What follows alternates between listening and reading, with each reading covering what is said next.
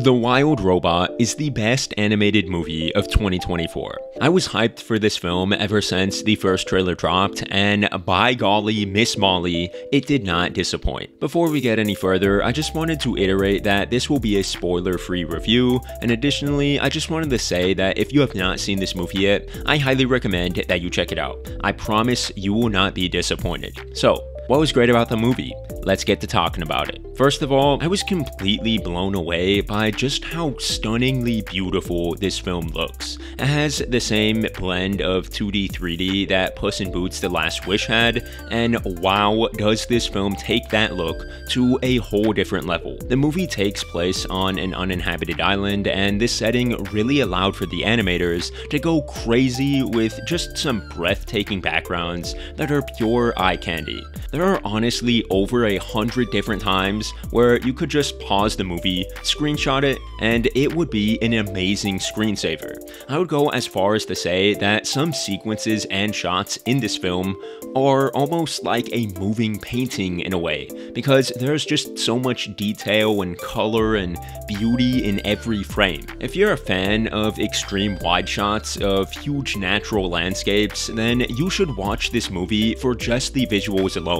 It's that good. I really struggle to recall an animated movie that looked this beautiful to watch. Across the Spider-Verse had what I considered to be the most creative, visually dynamic, and innovative animation ever, but I actually consider this film to be more beautifully animated, if that makes any sense. And it's not just the backgrounds either. The way the film uses color is immaculate, not only to beautifully balance the canvas, but to invoke and enhance strong emotions and feelings. For example, there is an intense scene where the robot Roz is in danger and her lights turn red, and there's this reddish hue during the sequence, which just highlights the sense of fear and danger that is in that scene. Another example is that one shot from the trailer where Bright Bill the baby duck leans his head onto Roz's head, and then she just lights up with all of these warm, bright colors. And yeah, there's just so many different sequences in the movie where color is just used to perfection. The Wild Robot does what a good animated movie should do,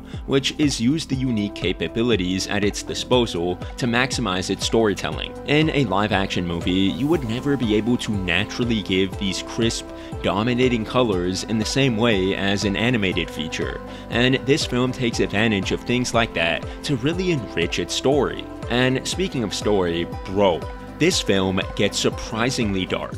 I'm sure you've probably heard that if you've been watching a few reviews of this movie, but yeah, there's some really brutal scenes and some dark subject matter in this film. Very, very minor spoiler that doesn't affect the story in any way, coming in 3, 2, 1. Dude, there is this moment early on in the film where we just see a bird get decapitated on screen and Roz is holding its head. It's sort of played off for laughs, like it's not a super serious scene or scary tone or anything, but yeah, that still definitely caught me off guard. Alright, very, very minor spoiler time is over. The Wild Robot is filled with lots of animals who live in a harsh wilderness environment, and they need to survive by any means necessary. And this film doesn't really shy away too much from that grim, harsh reality. Predators have to eat prey, animals die, life's unfair, it's just a part of the way the world works. And while this movie definitely doesn't focus on or heavily emphasize the darker realities of the wild, it also isn't afraid to grapple with those realities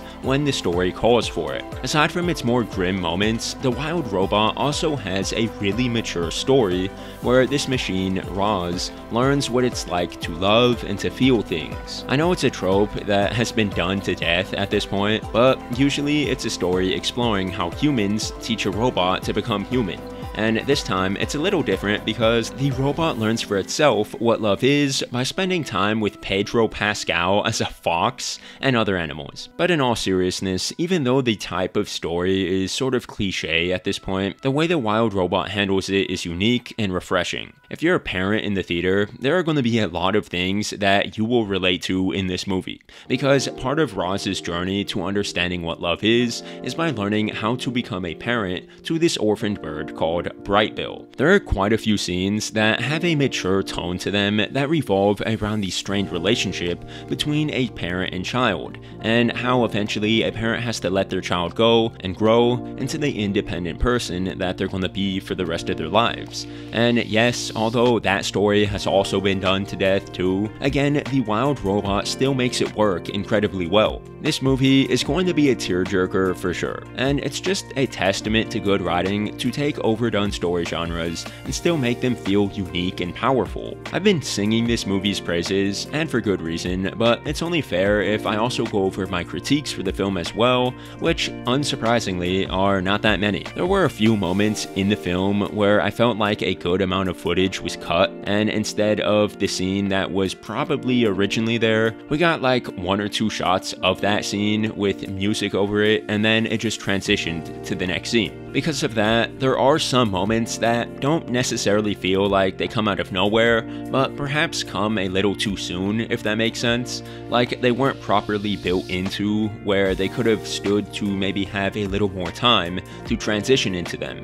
But yeah, at the end of the day, it was hardly noticeable and not really a big deal. I know that most studios want to cut down on the length of animated movies because, oh no, the kids who are rotting their minds on Fortnite and Skibidi Toilet won't be able to sit down and watch a movie for more than 90 minutes. And yes, while I definitely get that and agree to a certain extent, just let the storytellers tell their story, man. But yeah, aside from extremely small and insignificant pacing issues, there was this one music montage that used a song with lyrics in it, and while it wasn't terrible by any means, it sort of just felt out of place for me personally, as the rest of the movie was carried by forest sounds and ambience and grand majestic instrumental tracks, and then out of nowhere somebody just starts singing during this one scene, and then that never happens again for the rest of the film. The song definitely matched the tone of the montage, but it just felt a little out of place is all. Oh, and one more thing. The first trailer for this movie had hardly any dialogue in it, and I still wish that they had decided to go the no dialogue route, or at the very least, very minimum dialogue, because the beautiful and captivating visuals could have easily conveyed the story that they were trying to tell in a more artistic and universal way. But alas, I understand that this film's target demographic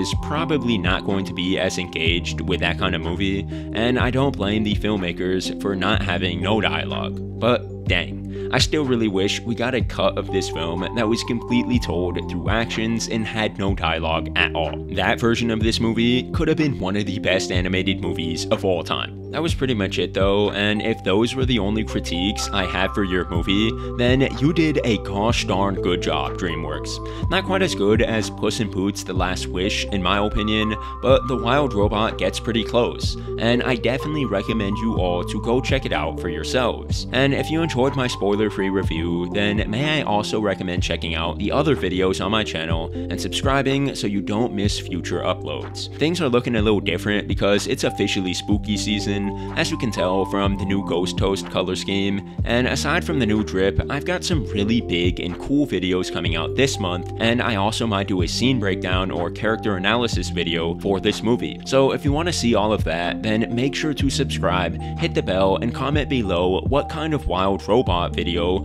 you would like to see next. Anyways, I've been Ghost Toast, I'll catch you all on the next one. Have a great day.